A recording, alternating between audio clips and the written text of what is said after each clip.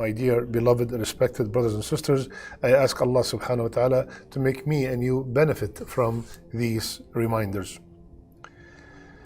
كل نفس ذائقة الموت. Allah subhanahu wa ta'ala told us, كل نفس, every soul shall taste death. The reminder today is about that night that we are all going to experience. It's about that night that is coming without a doubt, and only Allah knows when. It's about that night that is getting closer with every breath we take. It's about that night,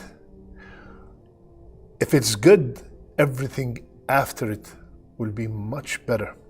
And if it's not, everything after it will be much worse. It is the first night in the grave. My brothers and sisters, as believers, we all know that we are all going to die. And our family, our beloved ones and friends, they will perform the janazah prayer and they will take us to the graveyard. They will put us in the grave. They will be very sad. Some will be crying. But at the end of the day, the children will leave. The parents will leave. The spouse will leave. The friends will leave. The very dear brothers will also leave. And we are left alone. After everyone leaves, Rasulullah sallallahu alayhi wasallam told us that there will be a squeeze that every person will experience. ضمة القبر. There will be a squeeze that everyone will experience. Every body in that grave will experience the squeeze of the grave. But for the believer, the squeeze will be just like the squeeze of a mother that have not seen her son or her daughter for such a long time. A very gentle, beautiful, full of love and tenderness. But the squeeze will definitely take place. And then after that, we will hear the footsteps of our family members and friends and brothers leaving the graveyard. And then the two angels will come, sit the body up, and ask the three questions. Allah subhanahu wa ta'ala said, إن الذين قالوا ربنا الله ثم استقاموا تتنزل عليهم الملائكة ألا تخافوا ولا تحزنوا وأبشروا بالجنة التي كنتم توعدون. At that time, when the angels start these three questions, whomsoever was steadfast in this dunya, whomsoever struggled and strived to please Allah in this dunya, the angels will come down and give them the glad tidings that there's nothing to worry about from the people you left, and have glad tidings of what's coming after. The angels, the two angels, will ask the three questions. Look at the mercy of Allah that He gave us the three questions, and He gave us 30, 40, 50, 20, 80 years to prepare the answers, and He gave us the answers. You've never seen an angel in your life, and even if you are above the ground and you see an angel, you get startled. Can you imagine under the ground, in that tight place, in the darkness, you've seen these angels. So can you imagine how you're going to react? And they're asking you a question. They're asking you 3 questions. Who's your Lord? What's your deen? And what's the name of that man that was sent to you? What's the name of your messenger? Whomsoever had steadfastness in this dunya, Rasulullah ﷺ told us in a very long hadith that he will answer very easy. Who's your Lord? Allah. What's your deen? Islam. What's the name of the man who was sent to you? Muhammad sallallahu alayhi wasallam. That's why it's very important at that time when we bury our beloved ones, the best dua to make at that time, Allahumma thabbithu for the male, or thabbitha inda su'al. Ya Allah, keep them steadfast when they are being questioned. I ask Allah subhanahu wa ta'ala to make me and everyone who's watching steadfast when they are questioned.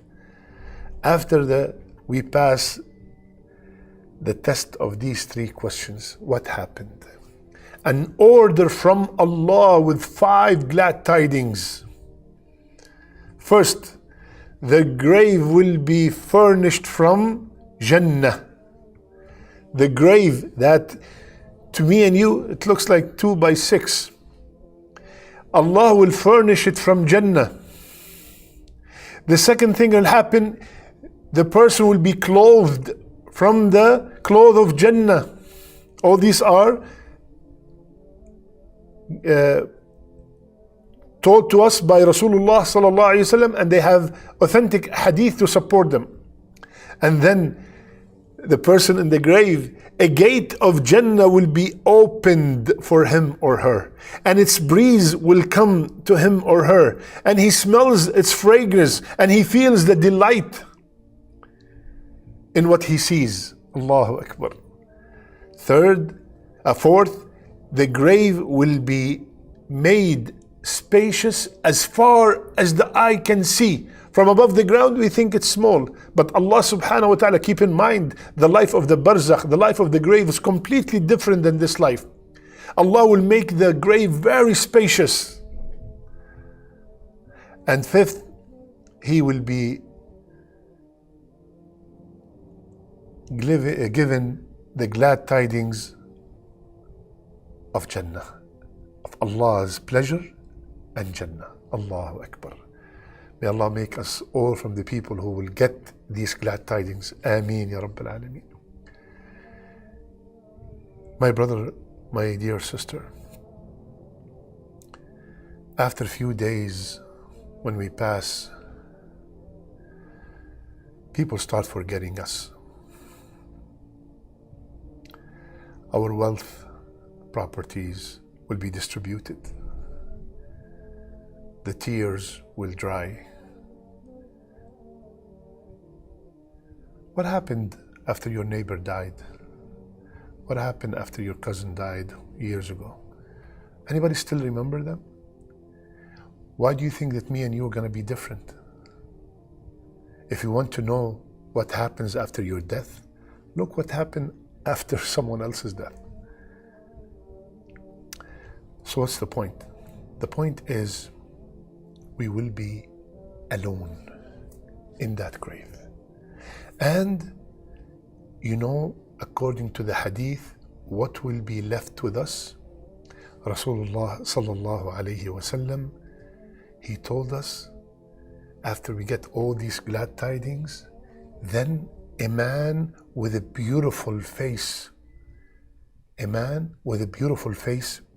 beautiful garment, and sweet odor comes. And the person in the grave said, "Who are you? You look so good. You have such a beautiful smell. Who are you? Your face is perfectly beautiful." Then the person would reply, "I am your good deeds."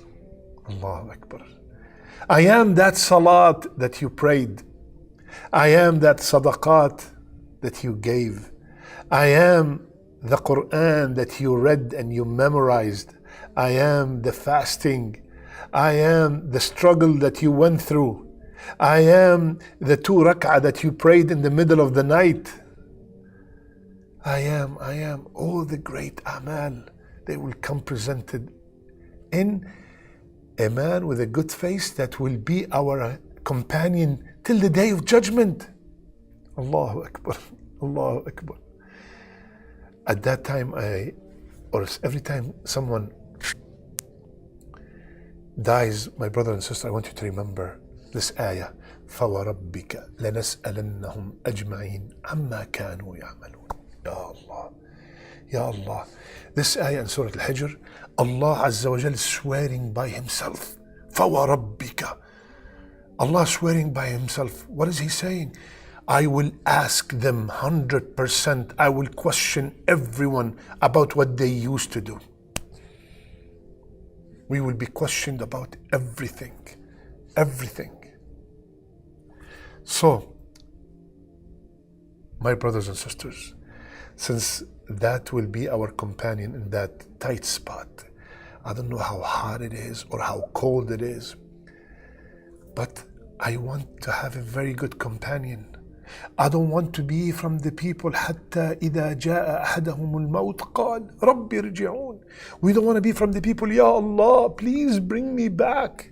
Ya Allah, please bring me back. إلى أجل قريب, just for a short period of time. What do you want to do? Ya Allah, I want to wear the hijab.